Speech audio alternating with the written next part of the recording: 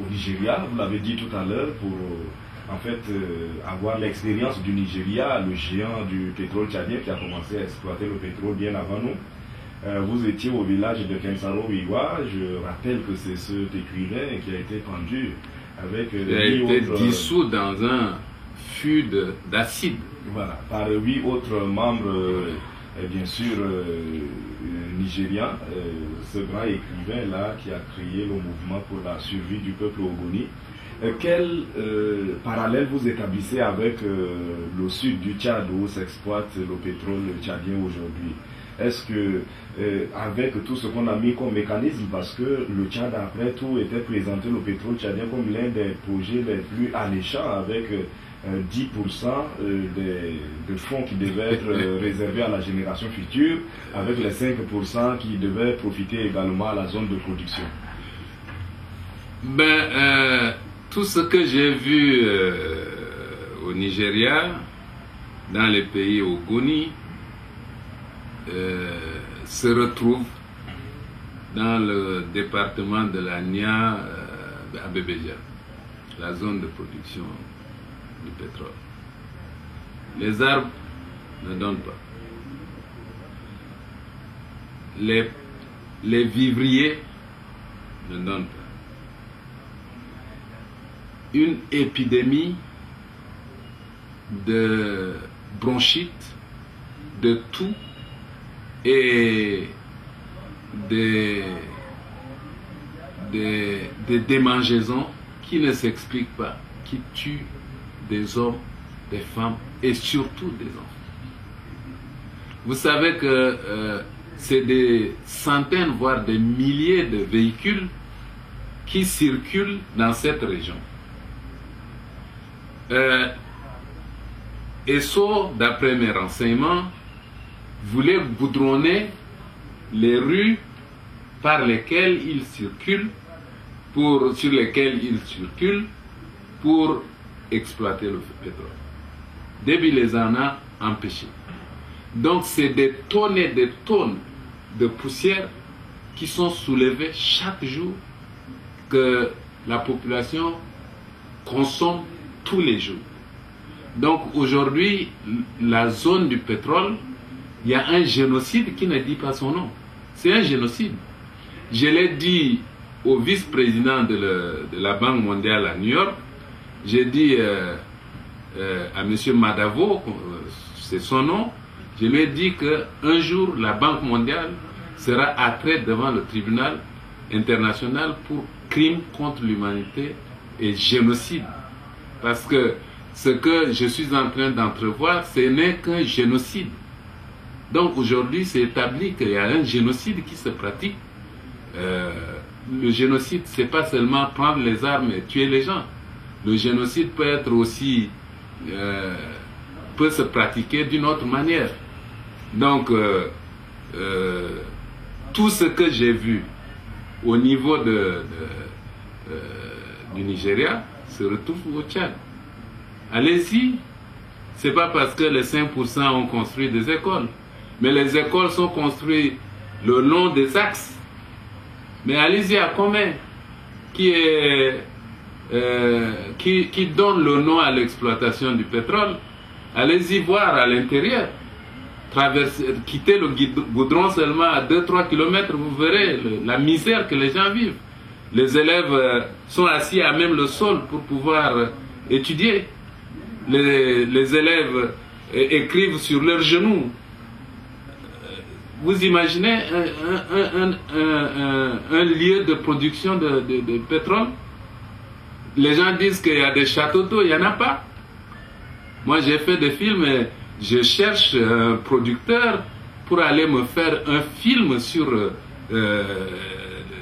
les choses les plus graves que j'ai constatées tout dernièrement quand je suis allé faire constituer mon dossier. Donc c'est dommage, mais le pétrole est en train de tuer la population, tuer mes parents, mes propres parents de la zone pétrolière. Donc il ne faut pas s'imaginer que les 5% les 5% se retrouvent seulement dans les poches des individus. Si aujourd'hui on fait l'état des lieux, on fait un audit, mais c'est tout le monde qui ira en prison. Mais comme au Tchad, plus tu voles, plus tu es protégé. C'est pour ça qu'il n'y aura pas d'arrestation. Mais si on fait le contrôle, mais c'est tous ceux qui sont impliqués dans la gestion de 5% qui iront en prison. Sont des voleurs. Sont des voleurs. Rappelez-vous un jour, Déby, pour faire sa politique politicienne, arrive à Doba, il a démis tous les membres de 5%, du comité de 5%. Parce qu'ils sont pris en flagrant délit de détournement. Et ça continue. Ceux qui les ont remplacés continuent. Qu'est-ce qu'ils ont fait? Des surfacturations. Des surfacturations. Des vols à plumes armées. Des vols à main armée. Pas armés seulement de fusil, mais par intelligence, par le bic, par la feuille. Une fausse facture. Donc voilà la situation qui prévaut. Les 10% Déby a annulé. Il y a plus de 10%. Il a fait voter une loi qui a abrogé les dispositions qui instituent les 10%. Et les 5% même, un moment, il voulait réduire. Mais les 5% qui gèrent, c'est Déby qui gère directement. Ce sont ses parents qui sont à la caisse. À la caisse, c'est un Zakawa. Forcément un Zakawa. Sinon un Hitno. Donc, c'est dommage que je vais voir avec les associations internationales pour une action en justice pour génocide dans la région de Bébéja. Et ça va se répercuter dans les autres zones de production, telles que Djouman, telles que Bebaloum, telles que Baïli, telles que, comment dirais-je, Kiabé, Moïsala. Donc il faudrait une action en vigueur, une action vigoureuse devant les tribunaux internationaux pour que les gens prennent en compte la situation des populations qui vivent et qui vivront dans cette zone de production de pétrole. Et donc ça veut dire qu'avec tout ce que vous venez de citer comme site pétrolier, le pétrole ne se trouve pas qu'à Doba? Non, le pétrole ne se trouve pas qu'à Doba. Je vous ai dit précédemment que le Tchad est une cuvette et que le sous-sol tchadien, il n'y a rien que le pétrole. Il n'y a que du pétrole. De la frontière de la RCA à la frontière de la Libye, de la frontière du Cameroun, du Nigeria et du Niger à la frontière du Soudan. Donc le Tchad est une nappe de pétrole. Et en plus de ça, il y a tout ce qui est minéré, tout ce qui est pierre précieuse et autres, se trouve au Tchad. Notamment à Ouzou. D'où les intentions de certains pays sur cette zone. C'est une kyrielle, c'est un scandale géologique en Afrique. Je dirais du monde entier. Il y a une revue spécialisée en pétrole qui dit que le Tchad est le pays qui sera le premier producteur avant le Koweït. Qu'ils estiment le pétrole du Tchad plus important que le pétrole du Moyen-Orient réuni. Donc ça veut dire que nous sommes assis sur le pétrole au Tchad. Mais malheureusement, ça ne va pas profiter aux Tchadiens comme on l'aurait souhaité.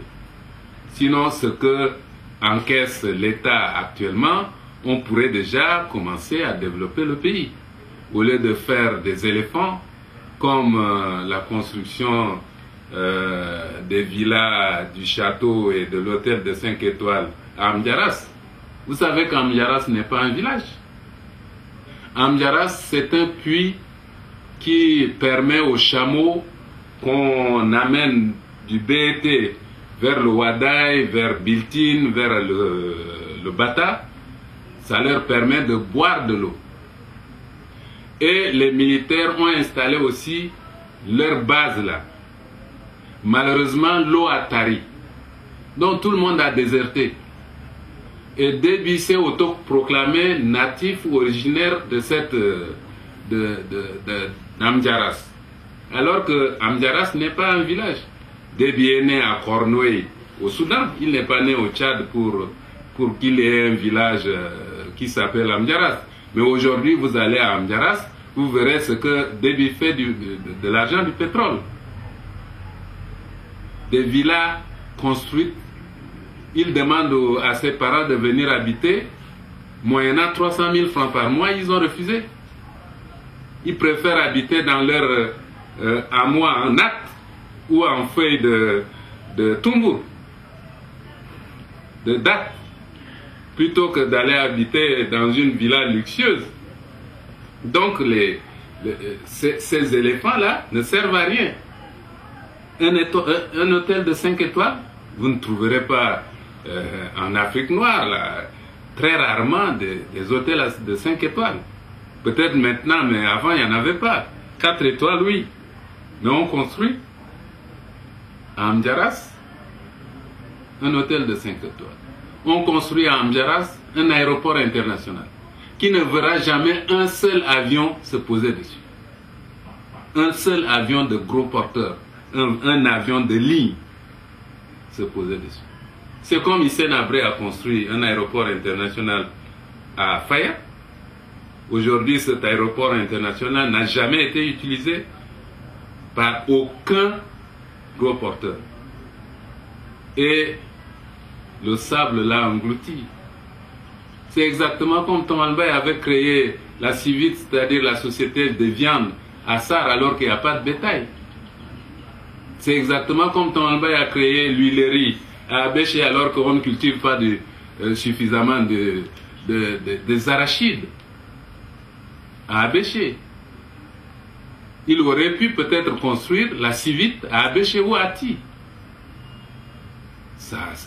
Là où il y a le bétail. Hissène Habré aurait pu construire l'aéroport international, agrandir l'aéroport, ou déplacer l'aéroport international de N'Djamena vers Nia, au lieu de construire un aéroport international, un éléphant blanc qui ne sert à rien. C'est des milliards engloutis. Et Déby aussi crée son Berengo de Bokassa, son Badolité de Mobutu, son Yamoussoukro de Oufouet, son Kara de Eyadema, à Amdiaras. Aujourd'hui, Berengo est envahi par la brousse. Yamoussoukro est envahi par la brousse.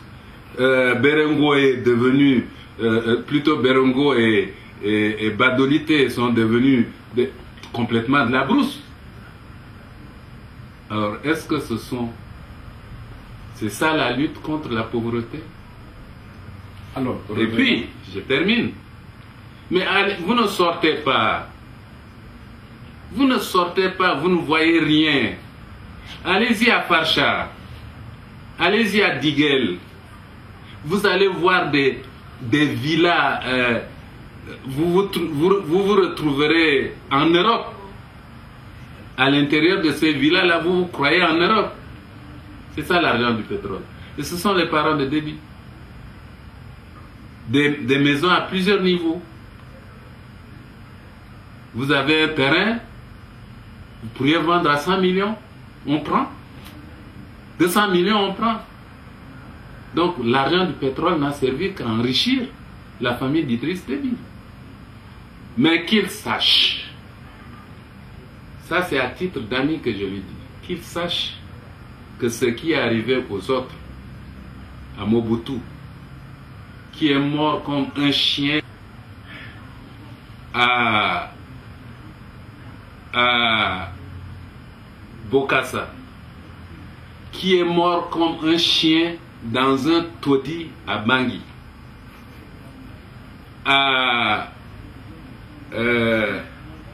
Au président de la Guinée équatoriale, l'ancien, qui est mort comme un chien à Bata. Ce qui est arrivé à Houphouët-Boigny, il est mort.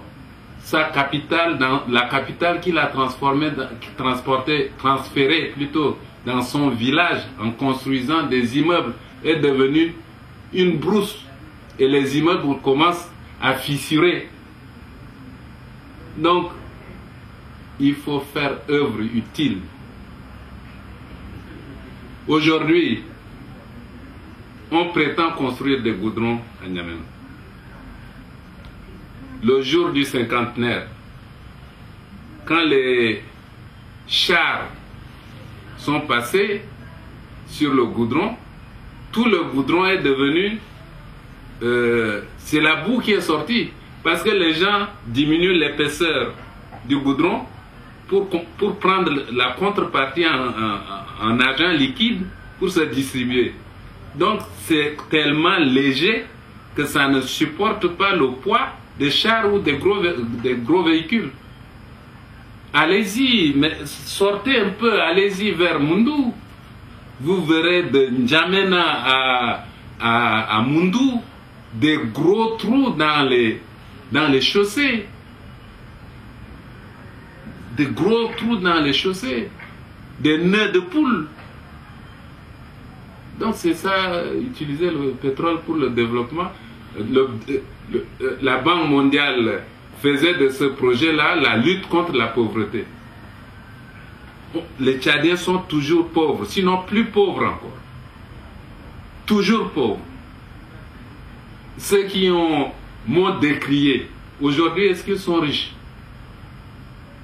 Peut-être les courtisans qui sont d'autres régions ont des broutilles. C'est des broutilles qu'ils ont. Ils n'ont pas l'argent comme le premier cercle. Il y a un militaire, Zakawa, qui a rencontré un de mes militants, qui est un ancien militaire. Il lui pose la question, est-ce que tu es... Il paraît que tu es membre de FAR. Il dit, oui, je suis membre de FAR. Il dit, mais on va éliminer votre Yorongar, là, vous allez voir. Cette fois-ci, on va utiliser ses propres parents pour l'éliminer. Parce que ce que nous avons amassé, nous les Zakawa, le plus pauvre, c'est celui qui a 1 milliard. Le plus pauvre.